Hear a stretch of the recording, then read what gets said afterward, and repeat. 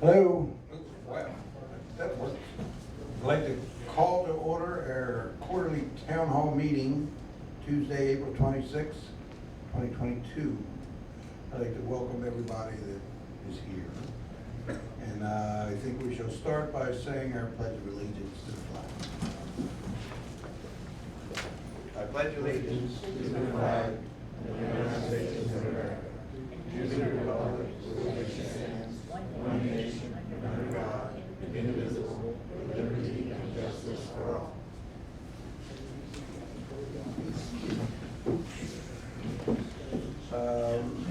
Trustee Brinker, please call the roll. Yes, sir. Trustee Nugent. Present. Trustee Brinker is here. Trustee Mercy. Here. First Chairman Amos. Present. John Coffey's in the room. Cindy's in the room. Mackenzie. And Mac Getz is in the room. Chairman, you have a quorum. Thank you, Mr. Brinker. Now I guess we'll just go right to the audience dialogue, and we have our very own version of Monty Hall here, our community manager, Mr. John Coffey, with the microphone. First person knows the rules, raise your hand and I'll eventually make it way to you. First, I just want to apologize. I had cataract surgery, so I had a little trouble even reading my own writing. When it comes to spending money, I am a conservative.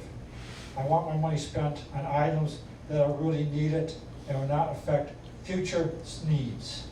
I've always felt the 19th hole should be a place for golfers to get a drink and a sandwich after a round of golf, not to be a restaurant. We have just spent a great deal of money on building A to be our primary dining area. The board is now talking about spending over $100,000 of our current budget and using over $100,000 from next year's funding to pay for a walk-in cooler at the 19th hole. In the April 11th peak of the week, it states the Bay is approximately 20% average for similar competitive organizations for many employees' salaries in the Bay. I asked the board what is more important, spending hundreds of thousands of dollars on a walk-in cooler or making sure we have the funds to keep our qualified staff here in the Bay so they can take care of the Bay and the families. I would like a reply from each of the board members on their opinion. Is a walk-in cooler more important than having the future funds to keep our employees staying in the Bay? Thank you. Either one of you can start, but I'd like to have a reply from each of the other board members.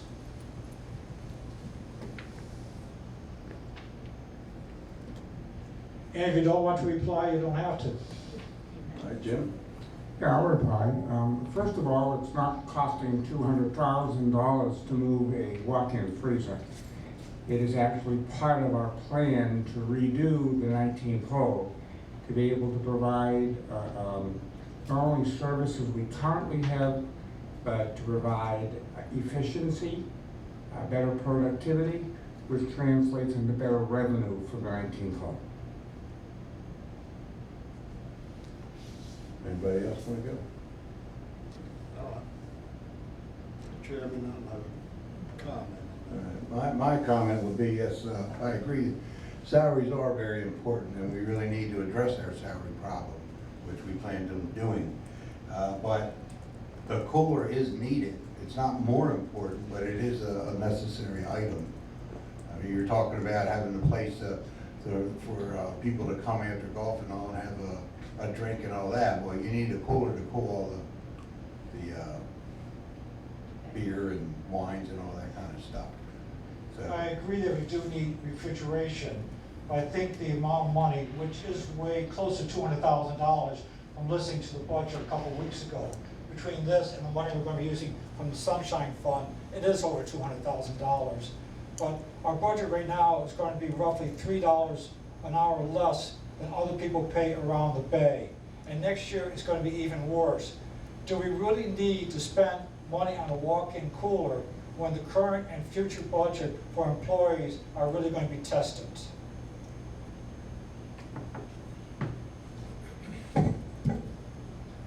Well, I'd like to say something about that. I'm not a golfer, and I guess I would be a little bit hesitant to do what is being done, because at this time of the year and future budgets, it's pretty tight, and it's a lot of money for that. I agree with you. But again, something has to be done. It's beyond repair, so we need to have something for the future, and something that can work now. So that's the reason why I voted for it. Okay, I'm gonna give the mic back to Mr. Coffey, but I just think there are a refrigerator, a freezer, a walk-in clinic, cooler is a really big step. And I just want to think, can you step back and think of alternate ways for beer, sandwiches, hot dogs to be cool, rather than spending a lot of funds.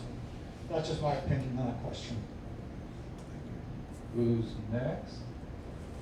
Okay, just for clarity, the board signed that awarded contract, and that contract has been executed and the deposit made for that project. Hi, I'm Michael Stern. I live on Dolphin Circle. It's nice to meet all of you, and thank you for holding this meeting. On March the 6th, my life took a real downward dive. I was taking a walk with my dog, 3:15 in the afternoon, 1 block from my home, when we were attacked from behind by a pit bull, unprovoked, without warning. I had about 2 seconds to turn around and see this dog coming when some lady behind me was screaming. My dog was severely injured. I've got nearly $5,000 in medical bills.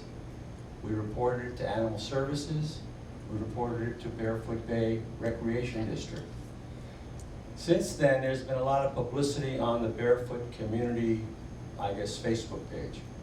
And a lot of people have contacted me, talking about their experiences with aggressive, unrestrained dogs in Barefoot Bay. I think what we need to do is to sit down and hopefully have a workshop that you would consider having just on the aggressive, unrestrained dog issue. So we could bring in some experts. I'd like to bring in an officer from the Animal Services Division of the Brevard Sheriff's Office. I'd like to bring in some of the administration officials with statistics on the number of dog bite attacks in the last 3 years. So we can see, is this really a problem, or is it just something insignificant? I think it's a real problem. I think it affects the health and the safety of all of our residents. I know that I'll never forget the memory of those 30 seconds. They were horrific. This dog picked up my dog, shook it like a rag doll, ripped open both sides of its chest. I barely got it to the Highlands Animal Hospital in time. Fortunately, I was lucky. They had an ER trained doctor on duty. They stabilized my dog. They couldn't keep her overnight because they don't have a 24-hour vet. I had to take her all the way up to Rockledge, to a very good facility. Today, she's almost all healed. I think she's gonna have a permanent limp for the rest of her life. She doesn't seem to have PTSD, but I do. This was a horrific attack. And if it's the same dog that I've heard about, it's had 2 previous attacks. So that's all I'm asking, is for this board to hold a workshop meeting. It's probably too late to do something in this year, because I think we want to have the residents who are going out of town available to tell you their stories too. But I've had people tell me some horrific stories. I've had one lady tell me she's afraid to go out with her dog. She's afraid to go outside of her home. The people who have the aggressive dogs should be the ones keeping their dogs inside, or when they're outside, have them restrained. This is not the case, unfortunately. Thank you. I put a letter to the board on your desk, so you have pretty much the same facts there. I don't expect an answer today, but I would like you to consider holding a workshop in the future. Thank you.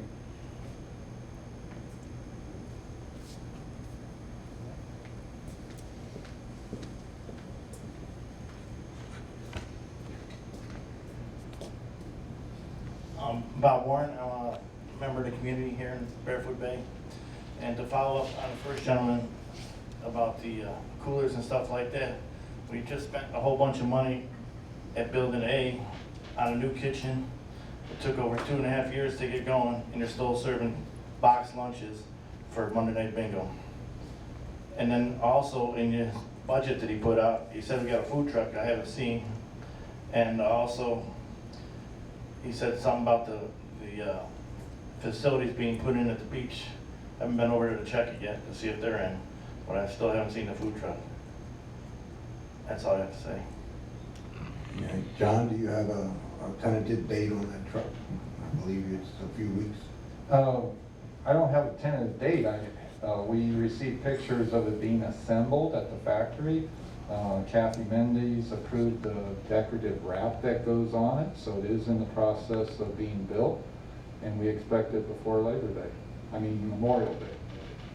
Who's next? I know. Do you have no comment about the Building A with the new kitchen that's being underutilized? I'm not here to debate you, so you're welcome to have your opinion.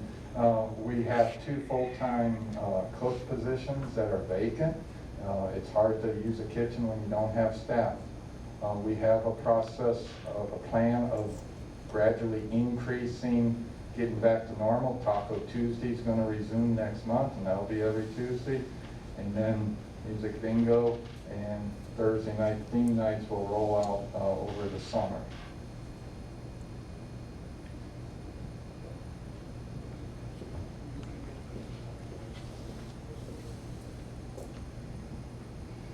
Just to let you know, this will be my last question. Right now, the Board of Trustees wants to spend over $100,000 to pave the parking lot and put in the overflow water system at Pool 3. Right now, there is a gravel lot at Pool 3. When I worked for the Connecticut Park System, our parking lots were dirt, gravel, and grass. Currently, Pool 2 has a grass parking lot. And gravel lots do not need a water overflow system. And maintaining a gravel lot or similar material is much less than spending over $100,000 to pave Pool Lot 3. At a past meeting, the chairman told me we were paving the lot for safety reasons. The chairman has also told me in the past, if you need an answer to a question, go to the administration office. I did. I asked if they had any reports of safety, injury, or falls at Pool 3 parking lot. I was told they could not find anything on file at this time. My question to the board is the same as the walk-in cooler. Is this really where we want to spend our money at this time? And I asked the same, each of the board members that. To the best of my recollection, we had a discussion on this a meeting or 2 ago, and we scratched that. That's not in the works. Is that true? Yes. Yes, we took that That's out of the true. budget. Okay, thank you.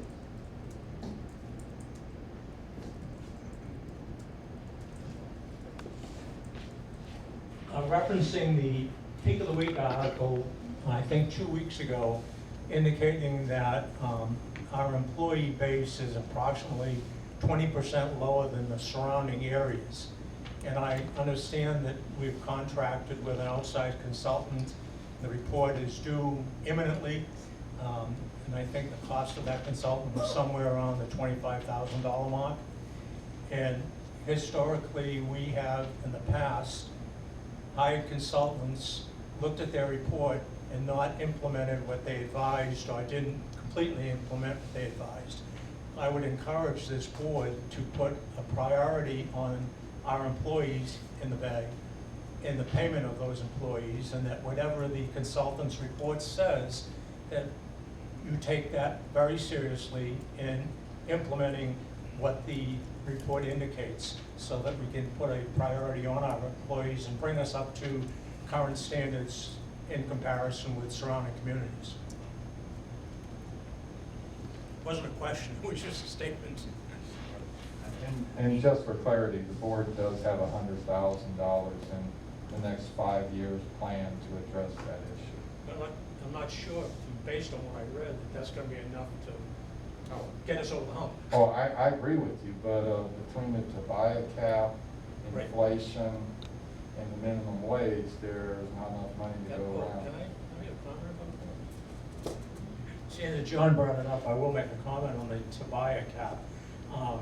I think it would be remiss on this board or the future board, depending on the next election, that you didn't form a little subgroup and go meet with Mr. Tobias multiple times and indicate to him that the box we're in over the fact that the Bay signed an agreement with him to hold a cap on the increase we could raise our fees in. And I think it's incumbent on us to try to get out of that box, because it severely hampers your ability to run the Bay and to increase the fees that you might need to increase in order to properly balance the budget and run the Bay.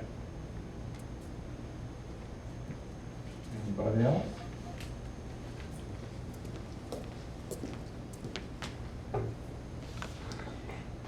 I just want to know what the board is doing with the 5-year plan. Are they still going to be doing it and reviewing it like we've been doing in the past, or what? I haven't heard anything discussed about the 5-year plan, or nothing during the budget workshop that you had. So I think the 5-year plan is something that you should start looking into and start thinking of some of the projects which are more important. So let's get with that 5-year plan. I appreciate it.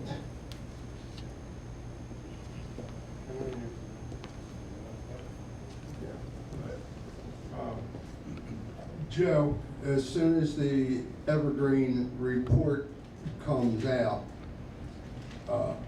we all are going to look at that report. And number two, in August, I think it is, the health report is going to come out. And to be honest with you, I'm very concerned over both of them, so don't get excited. Who would like to speak next? I don't know.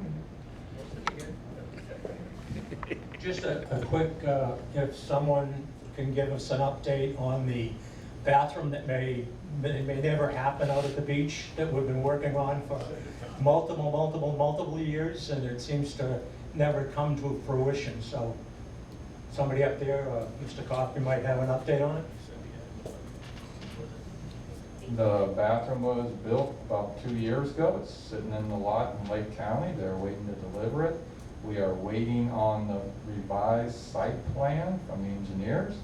The minute we get that, we will start soliciting for a general contractor to pull the permits to install a septic and drain field and disconnect utilities, put a pad, non-concrete crushed stone pad, call for the delivery. It gets hooked up, it's good to go. Thank you. What section, sorry? Sorry, I broke my promise. Before I came over here, I did drive by Pool 3, and I noticed that all the gravel in the parking lot has been removed and the area's been swept clean. But right now, there's potholes and cracks in the surface. So with the gravel gone, now there could be a safety factor there, because there's holes and cracks in the area where the car is parked. So is there going to be any type of intermediary work going to be done there? Because now there could be a safety factor if you're not going to be doing any type of work there.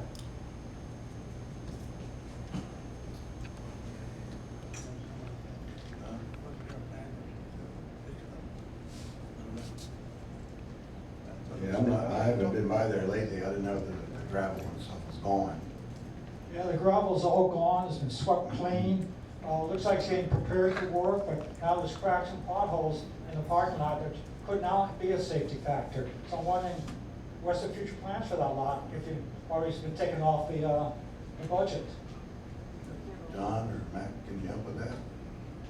There is no gravel at Pool 3, that's an asphalt millings. And if it looks like it's been swept clean, that's Mother Nature's doing. We have not done anything mechanical to the parking lot. And as far as what's the future of it, that's up in the air. Maybe next year's board will have an idea. There's really not a lot of money going forward to address personnel costs and do major projects such as, regrading or bringing more, the milling surface is never going to be smooth. And folks who aren't here in the past have complained for years about the millings not being smooth. They expect it to be like building a parking lot. And we received no bids, and that's part of the reason the board removed it also when reviewing the 5-year plan of seeing how tight money is going forward. So, is that a want or a need? That's a matter of debate going forward. I think going forward, we're having the money for the employees is the most primary thing, as long as it doesn't really address really bad safety factors. Who else would like to speak? Al?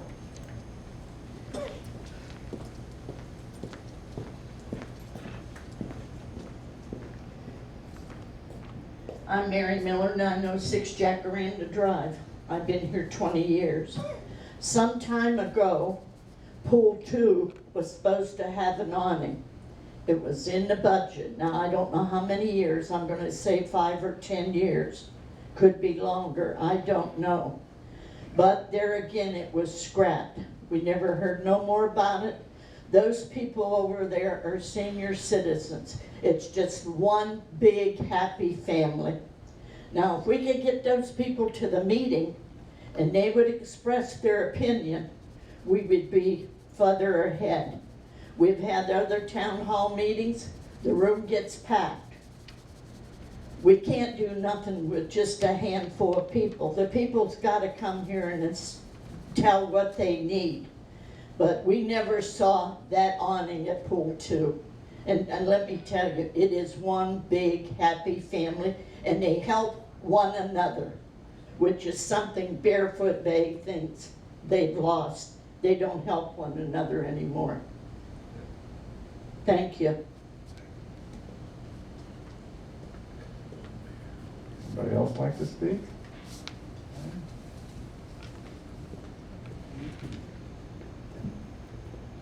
Hi, my name is Jim Fowler. I live over on Milan Circle, and I just want to make and add a comment to the gentleman whose dog was bit, and that's the third one in our neighborhood now. And some say it's the same dog, and it probably is. And the Brevard County Sheriff Animal Control was at the house, and the owner says, oh, that dog was removed. Okay? Now, Brevard County laws, a vicious dog, a dog is only considered a vicious dog regardless of size if it has a bite record. So, I walk my 9-pound dog about the same time he does, and unfortunately, now I have to carry basically a club with me, a walking stick. But that dog was removed. And where did we hear it was removed? To the son's house on Waterway. Now the question is, if that's the truth, what can Barefoot Bay trustees do to get that dog? She probably has a record. The gentleman was taken to court because that previous bite was another neighbor on Marlin, and that was another couple of $1,000 bill. And they tried to sue him, and the judge said, no, couldn't do it. So that's kind of, it's kind of really irritating. My dog is my wife's comfort animal, and she needs that dog. She's been in the house for 2 years. So, let's see what we can do. My next question, okay, let's get to fun things. Friday nights, We all love the Lakeside Stage and the wonderful job Kathy does. The comments of our group that goes there every Friday or Saturday is the golf carts are allowed to pull up to the lakeside. However, okay, great. However, they're sitting there drinking. I don't know what's the law for having beer, wine, alcohol on the edge of the lakes over at the time. They're taking money away from the bay that desperately needs money. That's just one question. If there's a response, I'd like to hear it, or maybe print it out sometime. And my other question is, okay, we've all been to dances in our younger days. You know, we're all paying top prices, paying good prices for beverages, and they do a great job. But the question, why do we have two bars, an inside and an outside? The outside bar, we're supposed to be putting a permanent type bar in there, but it seems the girl out there is doing a wonderful job. Sometimes she has a bar back, sometimes she's there by herself. Yet you go inside the lounge and you have 2, 3 bartenders and a bar back sitting there, almost doing literally nothing at times. Why are we spending all of this money? I don't know how that budget is worked out, what's the needs, and I like to see, why do we need a permanent bar? Come next week, half of these people that are here, it's the end of April, May. Most of our northern people are gone, and things just get real slow. And so why do we have to spend X amount of thousands for a second bar? And last but not least, I would be in favor to help the bay out. I would not mind walking into that pool on Friday night for the dance and paying $1 fee and either get a hand stamp or a ribbon. And if you're getting 300, 400, 500 people, Halloween, etc., and you're getting good sized crowds like who's DJ Terry, who's doing a nice job. If you could pick an extra $200 or $300 a week out of that, I think people, we talked about it, and some, yeah, possibly that might be a good idea. I'd rather do that so we can keep up the entertainment instead of getting 1 or 2 people singing and, you know, there's no band, it's like permanent karaoke. And, you know, some of them are very good, but I would like to see possibly a way we can increase it. I know we can't increase the county, what the county charges us, and that's horrible. When things go up 12%, and we're sitting there, can only do it 2.8 or whatever that amount is, we can do $2 while we're spending, you know, $8 more for something else. That's just my opinion. If there's any comments, that's just how I feel. And I feel bad for him with his dog, but I'll tell you what, you know, we've seen it happen 2 or 3 times on the fish side, and pretty soon something's going to happen. One of these dogs is going to get injured badly, and then some of these dogs are going to get nasty. Someone may not like it, and who knows? Could something violent happen? You just never know. People just seem to be off the thing. All we want to do is live here, be happy. We're a big family, and we love it here. It's a way of life. However, some people taking advantage is not what I call life at Barefoot Bay. Thank you.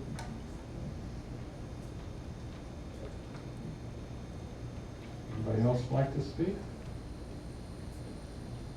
I'm sure there's somebody who wants to speak here. Come on, this is your opportunity. You won't have this opportunity for a few months. Oh, somebody wants to say something. We have a late arrival. Good evening. Nancy, would you like to sing? The only thing I'd like to say is thank you all for the good job you do. I think Barefoot Day is a great place to live. Anybody have anything else? Mr. First Vice Chair, I think that's it. Well, if that's it, there you go, more people, then I guess we'll entertain a motion to adjourn. Jim with the motion and HP with the second. All in favor? Aye. Motion carries. Means regular board meeting will start at 7 p.m. Thank you.